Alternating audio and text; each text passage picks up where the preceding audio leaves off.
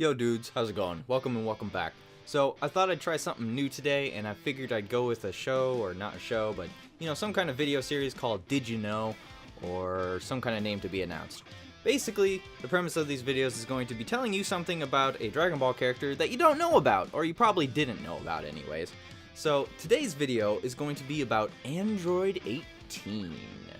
And maybe a little bit of 17. Maybe. Now to start off, I'd like to just kind of go straight into the obvious, which a lot of people probably don't know this because it was only announced a couple years ago, but Android 18 and 17's names, real names, before they were turned into androids, was Lapis and Lazuli. Now, it's kind of hard to pronounce, but Android 17's name is Lapis and Android 18's name is Lazuli. Now, their name is derived from a precious deep blue semi-precious stone. It's a very pretty blue stone. It's known for its vibrant color, and I think the reason he chose this name is just because of the eyes that he chose to go with. Their eyes kind of resembled like the idea of the lapis lazuli stone. Of course, 18's never called by this name, and neither is 17. But back in 2014 of May, in a comic by Toriyama, there was a Q&A, and it specifically released details of him announcing their names, and that they were orphans, that they were kidnapped by Dr. Gero, and all this other craziness to it. Not to mention, there was a nice little side comic called Dragon Ball SD that just kind of did some random stuff. It's not canon as far as I'm aware, but it showed this cute little scene where Krillin was getting a kiss from 18, and then they got kidnapped, and yeah, it was interesting. I'd also like to kind of mention Android 18's voice actor for the Funimation dub specifically, and her actress is Meredith McCoy. She has voiced 18 from the beginning of the Funimation dub and has continued henceforth. She is a remarkable actress that is a singer and actress all in one. She's also voiced many other characters from many other animes, including Lupin the Third and, of course, Full Metal Alchemist. I'm sure you've probably heard her voice, but she's such a talented actress that you probably couldn't even tell. She also did a single song that was based on 18. The song was just purely called Android 18, and it was produced by, of course, Bruce Faulkner Productions, ironically. And you can kind of sense that in when you listen to the song. Personally, I don't feel like the song is that great, and I feel like her as an actress, as a song singer, her voice is kind of wasted on it. I feel like the song itself is lacking and not necessarily her. It's an okay song that kind of captures the way that they were trying to show 18 when they first introduced her. So go ahead and go take a look at that. It's a decent, it's okay song. I'd also like to randomly point out the fact that Meredith actually looks like Android 18. Like, she straight up kind of looks like her. She's got the long blonde hair. She's got those stone cold blue eyes. God, they're beautiful eyes. And I don't know, it almost feels like they could have modeled 18 after her in a sense. Now I'm going to get into the really debated point of this video that actually pushed me to want to make this video. Now, people have always known Android 18 and 17, and well, the androids in general, as androids. And that is true for the majority of all androids. They are androids, of course. But the thing is, with 18 and 17, they are technically based off of cybernetics and a human body. Now, an android is specifically characterized as a robot made to look like a human, whereas a cyborg, by definition, is considered to be a cyborg is a being with both organic and biocatronic body parts. Now, just by saying these two different definitions, we can easily say that the cyborg one probably fits better, considering that 18 and 17 are both still human, and they were once human. They were completely human at one point in time.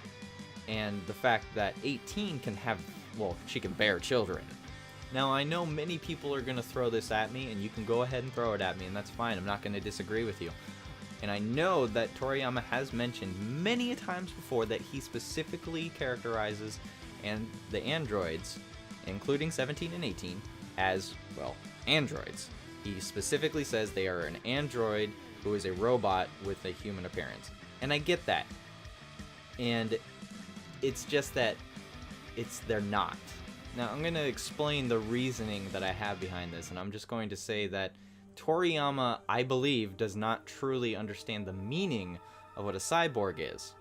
And I say this because English-speaking words and Japanese words are obviously completely and utterly different, and translating between the two is actually very difficult to say. So he might be saying android in Japanese, but it's possible that he doesn't have an exact word for cyborg in Japanese as we do in English. Now, there's typically 3 different terms for a mechanized type of form of a human or being-looking person.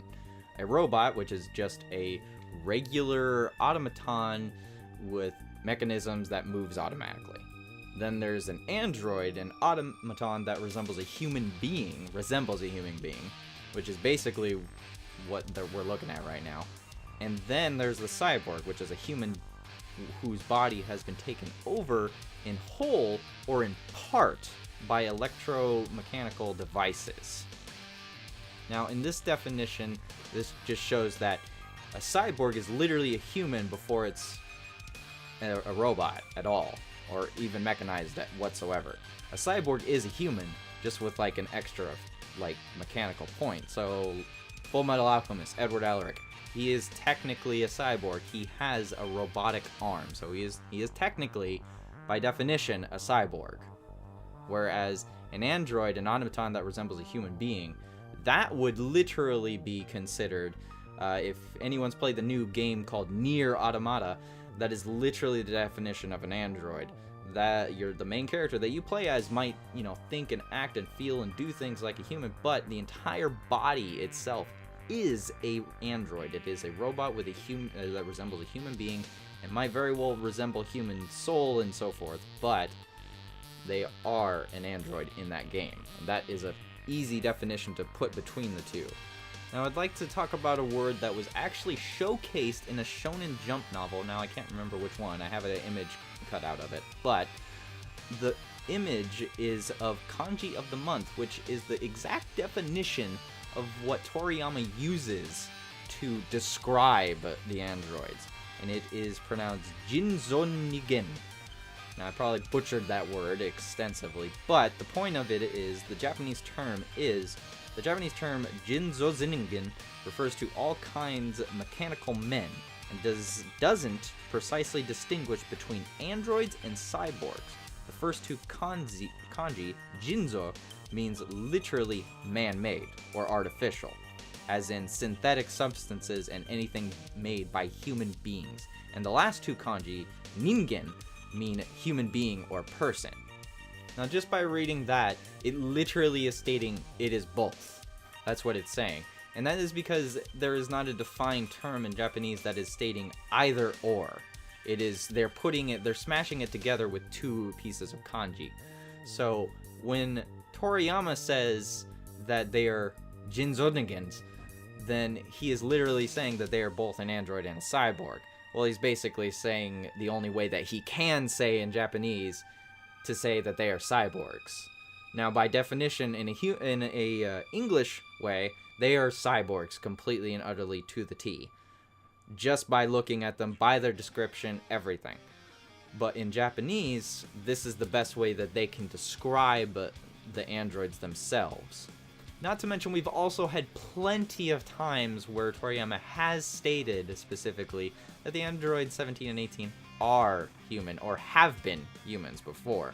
Not to mention, there was a part in, I believe, one of the Daizenshuu books, where they had a little cutout point of 18 saying, I'm not going to read it in Japanese, but we'd never call him Master, you're not 17, we hated Jiro for turning us into cyborgs. That was a translation, of course. But anyways, that they literally emphasize how much they hate Jiro and how much they were turned into the robotic point of them. We also have two manga strips of where Bulma and Dr. Zero are going through the blueprints of 17 and 18 before Cell absorbed them.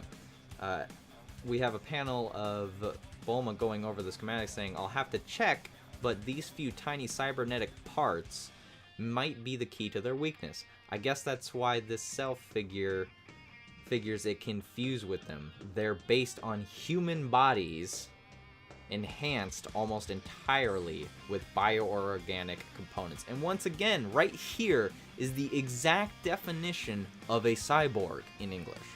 There was also a clip, or a cutout that I have of Daizenshuu 7, which specifically describes Android 17 and 18 to what they are and who they are.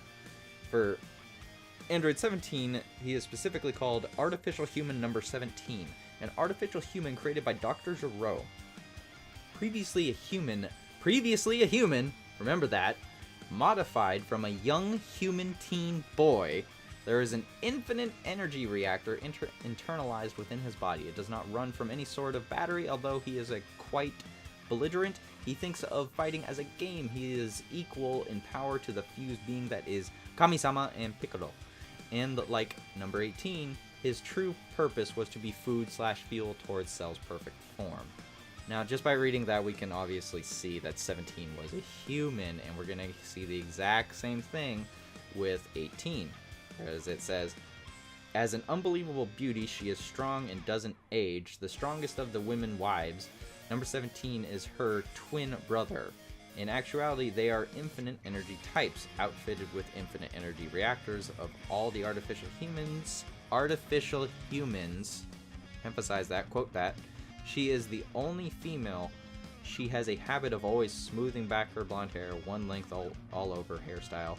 Though she is a beautiful young woman implying sweetness, she hates things that are unsophisticated or out of fashion, and has a considerably severe /sharp /unyielding personality. Now, I can go on and I can state even more articles on Toriyama kind of contradicting himself and just saying how they are and who they are, and just different translations through Daizenshuu and Senshu's. I can go on. I could, but I'm not going to. The point is clear that Android 17 and 18 are human. There's no reason to be confused on why 18 has a child with Krillin. There's no reason to be confused on why they have such feelings, or if they seem soulless. They're not soulless. That's just who they are. That's their type of personality.